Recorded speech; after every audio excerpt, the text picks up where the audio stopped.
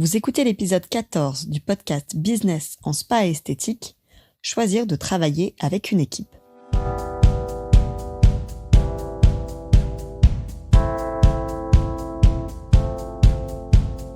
Bonjour et bienvenue, je suis Tiffaine Modeste et je suis ravie de vous retrouver sur le podcast Business en spa et esthétique, le premier podcast du secteur du spa et de l'esthétique en France.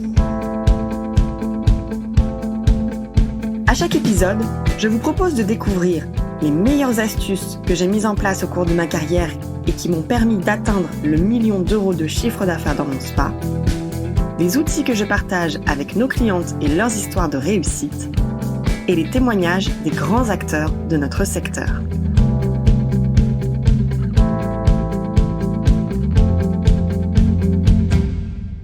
Travailler avec une équipe, c'est un choix. Un choix que beaucoup de gérantes de centres beauté font ou ont fait il y a quelques années. Or aujourd'hui, pour certaines gérantes, ce choix est de plus en plus difficile à assumer.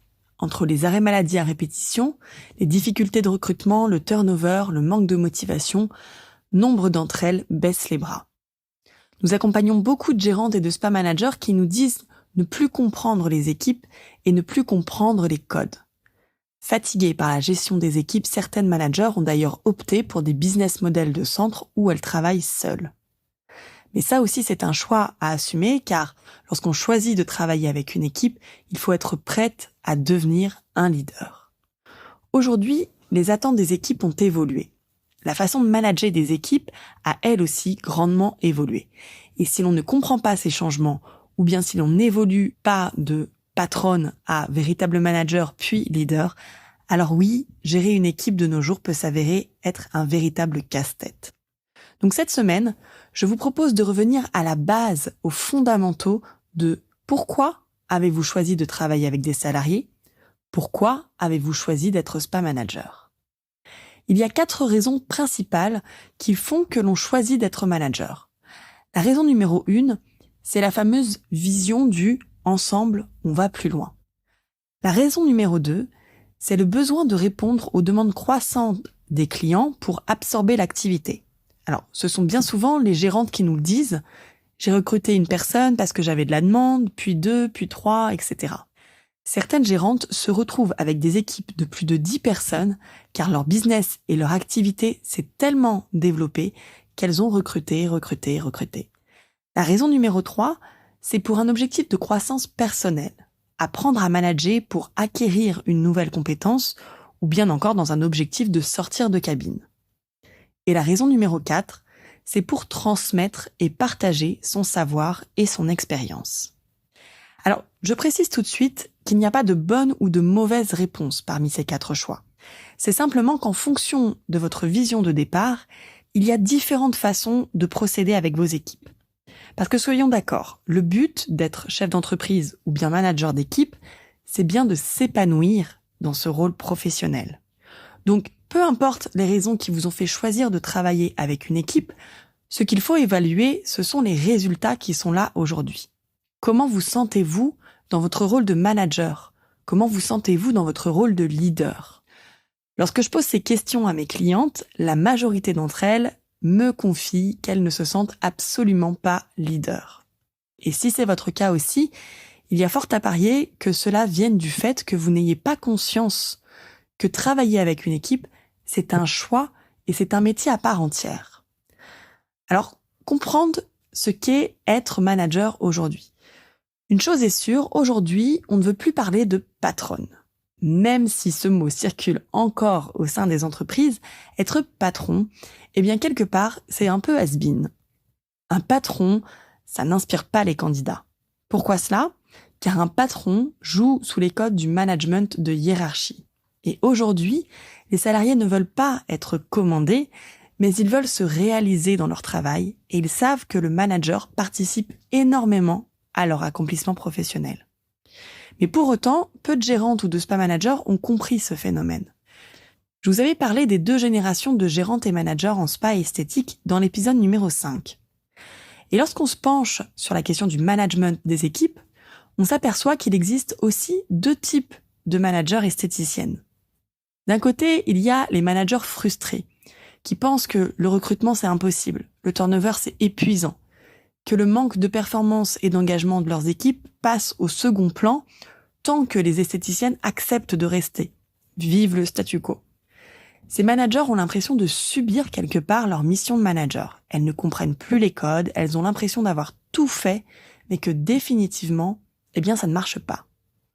Regardez, j'ai encore une esthéticienne qui part. Elles subissent aussi les arrêts maladie à répétition depuis 2020. Bref, pour ces managers, la gestion d'une équipe génère des émotions lourdes, pénibles, désagréables. Ce sont bien souvent ces gérantes qui fonctionnent sous le modèle ancienne génération. Sauf qu'aujourd'hui, la plupart d'entre elles sont perdues.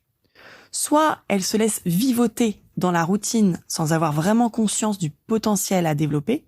D'ailleurs, souvent cet immobilisme ou ce non-management, il est relié à la peur. On pense que si on demande à son équipe d'être plus performante, d'atteindre tel objectif de chiffre d'affaires, alors ça risque de ne pas plaire à certaines, et donc le risque, c'est qu'elles partent. Dans un contexte où tout le monde sait que le recrutement est très difficile, on préfère rester dans une zone de confort plutôt que de créer et mobiliser une équipe de rêve. Soit d'un autre côté, elles se sentent abattues par les changements de mentalité qui s'opèrent dans la tête des salariés et elles vivent dans le syndrome du « c'était mieux avant ». Et ça, c'est une forme très puissante de résistance au changement que je vous amène vraiment à questionner. De l'autre côté, il y a les managers développeurs. Ce sont des managers qui ont conscience que ce n'est certes pas parfait, mais qui ont gardé l'espoir que les solutions existent. Et effectivement, elles existent. Alors comment faire ? La toute première étape consiste à se reconnecter avec la motivation de départ. Pourquoi avez-vous choisi de travailler avec une équipe ? En fonction de votre raison, il vous faut adapter votre plan d'action pour évoluer et prendre pleinement votre rôle de leader. Alors pour ceux qui ont répondu, la raison numéro 1, c'est donc la vision du « ensemble on va plus loin ». Pour vous, il vous faut éclaircir chaque aspect de votre vision. À quoi ça ressemble le plus loin ? Comment va-t-on plus loin ? Quelle cohésion d'équipe ? Quel projet à créer ensemble ? De quel talent avez-vous besoin ? De quelle procédure ? Pour vous, équipe raison numéro 1, il vous faut un plan stratégique de leader qui soit très clair. Si ce n'est pas le cas, je vous invite à répondre à ces questions que je viens de vous citer de manière la plus précise possible. Pour ceux qui ont répondu, la raison numéro 2, c'est-à-dire j'ai recruté car j'avais des demandes clients et plus de place dans mes plannings, il faut avoir conscience que vos équipes ne tourneront jamais toutes seules, de manière autonome, à votre image, sans que vous y travailliez. Sans accorder suffisamment de temps pour communiquer avec votre équipe, pour mettre en place les procédures afin que chacun sache le qui fait quoi et le comment on le fait, et sans travailler sur vos compétences de leader, aujourd'hui, ça ne fonctionne plus. C'est comme ça.